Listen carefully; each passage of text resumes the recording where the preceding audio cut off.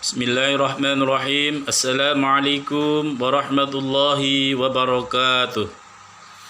Alhamdulillah alladzi anzala al-Qur'an hudan linnas wa bayyinatin minal huda wal furqan.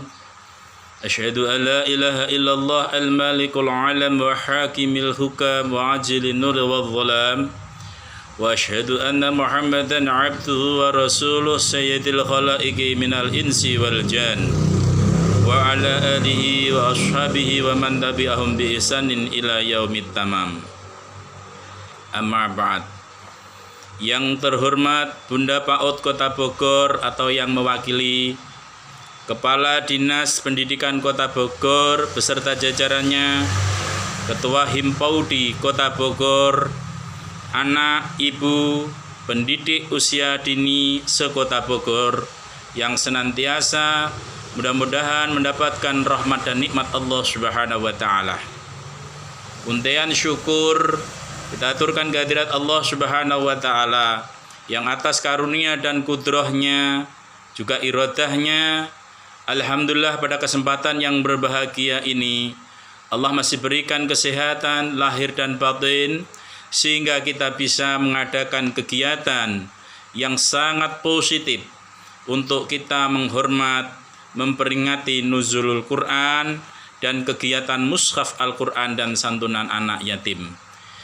Mudah-mudahan Allah Subhanahu wa taala senantiasa memberikan taufik hidayah inayahnya sehingga acara kegiatan ini bermanfaat dunia dan akhirat. Amin ya rabbal alamin. Hamparan salam semoga senantiasa sejahtera kehadirat junjungan kita Rasulullah Shallallahu Alaihi Wasallam, yaitu Nabi penutup dari semua Nabi, Khatamul Anbiya wal Mursalin dan para utusan.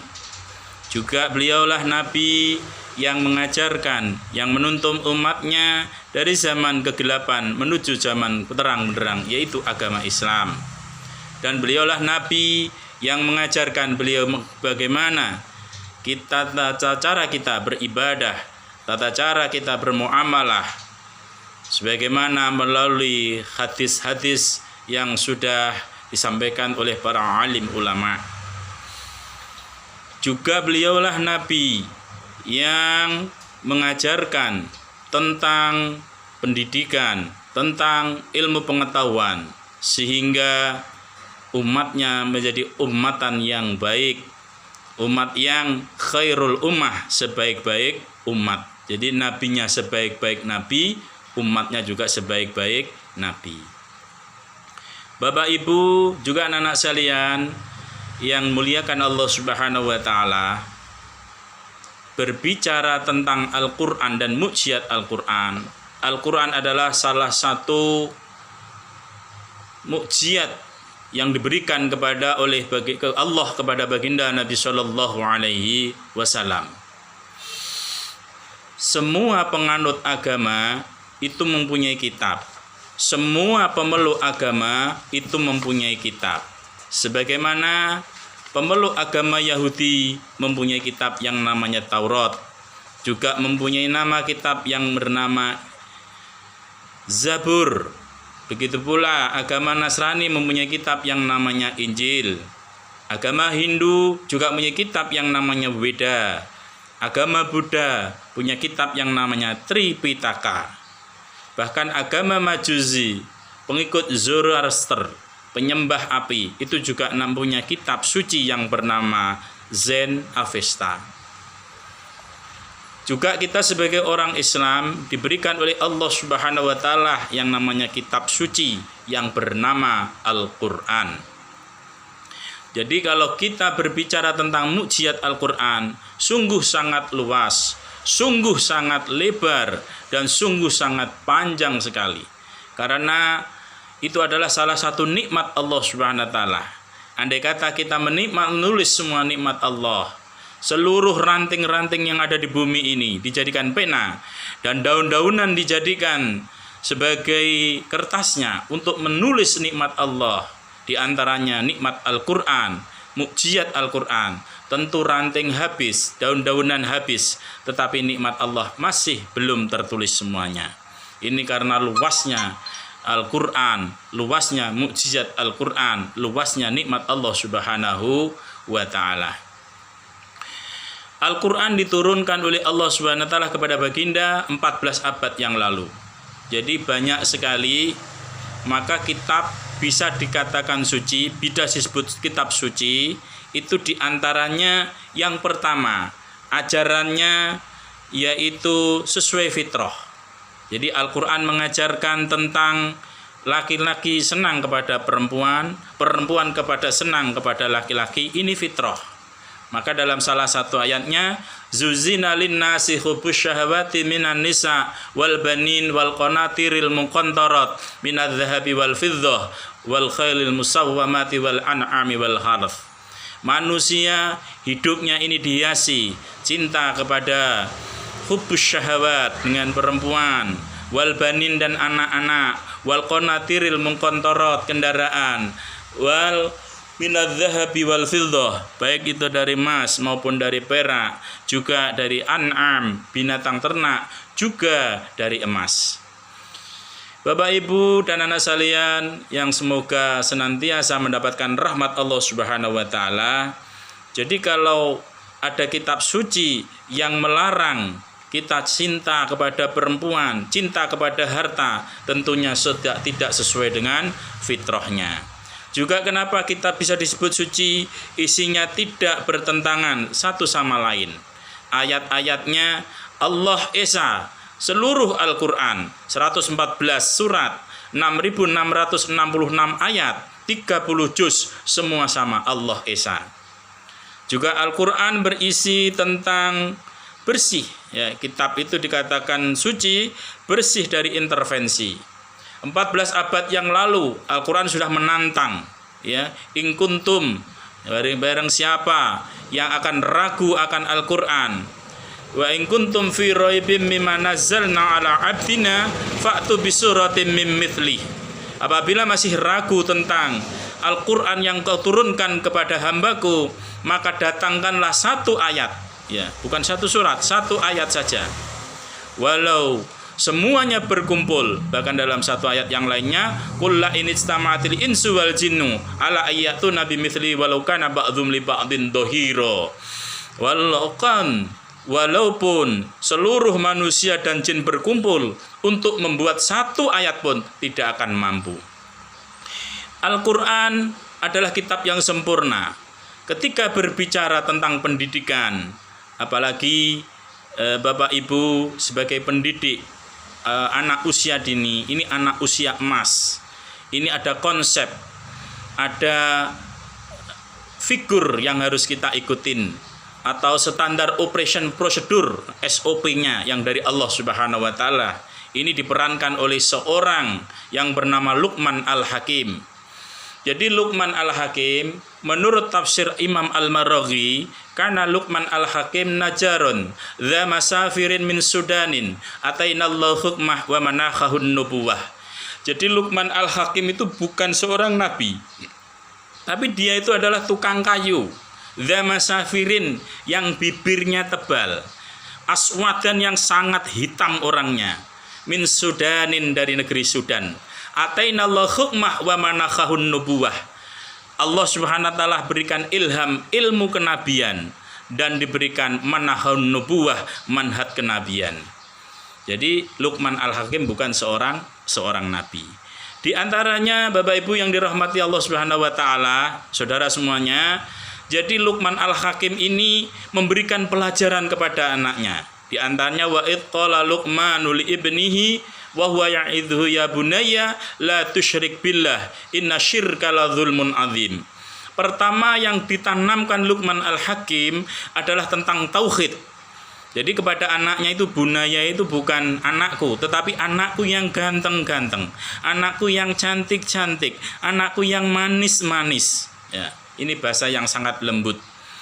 Janganlah engkau menyekutukan Allah, ya, mempersekutukan Allah, menduakan Allah, karena sesungguhnya mensekutukan Allah itu adalah kezaliman yang sangat nyata, kesesatan yang sangat nyata. Jadi ini sangat penting Bapak Ibu yang dirahmati Allah Subhanahu wa taala, kita sebagai guru, sebagai orang tua, sebagai pendidik, apalagi anak-anak di usia dini ini adalah usia emas. Tanamkan tentang tauhid, tanamkan tentang akidah bahwa tidak ada Tuhan selain Allah. Tidak ada yang wajib disembah kecuali Allah, dan jangan sampai kita mensekutukan Allah Subhanahu wa taala. Ini pelajaran yang pertama. Jadi bagaimana anak-anak itu akan meniru.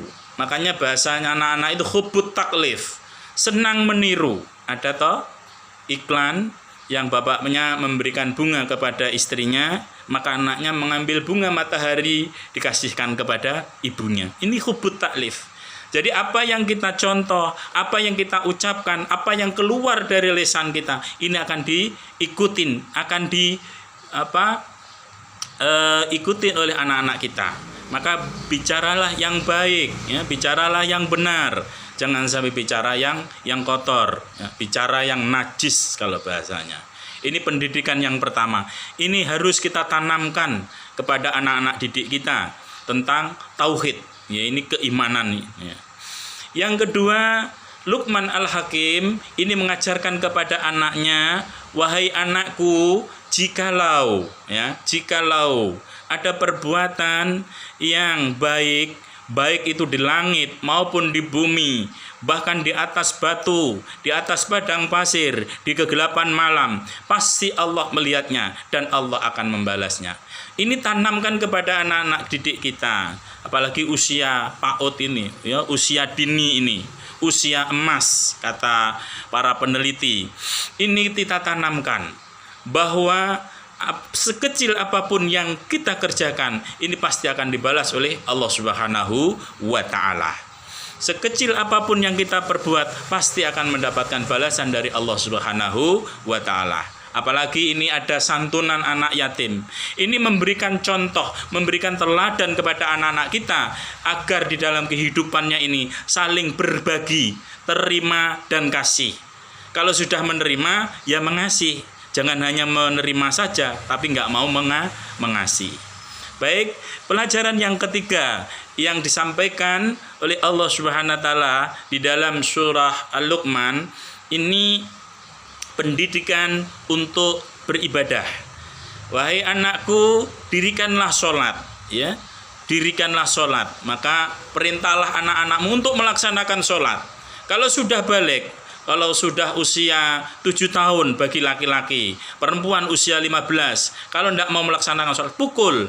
Tetapi jangan sampai menyakitin. Pukul dengan kasih sayang. Ini nih. Dan suruhlah manusia untuk berbuat baik. Ya, wa'mur bil ma'ruf wanha 'anil munkar wasbir 'ala ma asobak, dan senantiasa berbuat sabar karena itu adalah perkara yang sangat baik, perkara yang diwajibkan. Juga jangan sampai kita berbuat sombong, ya. Wala tusair khaddaka, berbuat sombong, memalingkan pandangan kita dari pandangan manusia, artinya dengan sombong, ya. Khaddaka linnas wala tamshi fil ardi maroha, dan jangan kita berbuat di atas bumi ini, berjalan di atas bumi dengan congkak dan angkuh, karena Allah tidak menyukai orang-orang yang berbuat angkuh, congkak dan sombong. Dan pendidikan yang Allah berikan, ajarkan, ya, di dalam surat Al-Luqman, di dalam surat Al-Luqman ini adalah waqshid fi mashyika waghdud min sautik. Maka berjalan lembutlah di atas bumi dan rendahkanlah suaramu, karena inna angkaral aswati lasautil hamir. Sesungguhnya sejelek-jeleknya suara adalah suara himar atau keledai. Jadi keledai itu anak kuda, ya, besarnya sebesar anak kuda. Baik Bapak Ibu yang dirahmati Allah Subhanahu wa taala, juga anak-anak sekalian, disinilah Bapak Ibu kita terapkan pendidikan di dalam Al-Qur'an sebagaimana yang Allah jelaskan di dalam surat Al-Luqman. Kalau kita terapkan untuk anak-anak kita sejak usia dini, maka anak-anak kita siap. Kalau sudah tauhidnya kuat, fikihnya kuat, ilmunya kuat, maka dia siap akan terbang kemana saja dan siap menghadapi apa saja. Untuk sebelum saya tutup, saya memberikan apresiasi yang setinggi-tingginya kepada Himpaudi Kota Bogor atas kegiatan Mushaf Al-Quran ini. Semoga menjadi amal jariah dan semoga Allah Subhanahu wa Ta'ala memberikan balasan yang lebih banyak lagi, bahkan itu sebagai investasi kita nanti di akhirat. Amin ya robbal alamin. Mari pertemuan yang singkat ini, kalau kita bahas tentunya masih banyak lagi, masih banyak kekurangan. Kita akhiri dengan doa. Bismillahirrahmanirrahim. Alhamdulillahirabbil alamin. Allahumma shalli ala sayyidina Muhammadin wa ala alihi washabbihi wasallim. Allahumma shalli ala Muhammad awwaluhu makhluqatika nuruhu min nur ya dhahiru ya batin wa rasulika min indika yursilahu rahmatan lil alamin. Wa shalli wa sallim adada qudratika wa judika wa ilmika awwal wal akhirin. Rabbana hab lana min azwajina wa dzurriyyatina qurrata ayun waj'alna lil muttaqina imama. Rabbana atina fid dunya hasanah wa fil akhirati hasanah wa qina adzabannar. Wa sallallahu ala sayyidina Muhammad wa ala alihi washabbihi wasallim walhamdulillahi rabbil alamin. Wa afu minkum. Tsumma assalamu alaikum warahmatullahi wabarakatuh.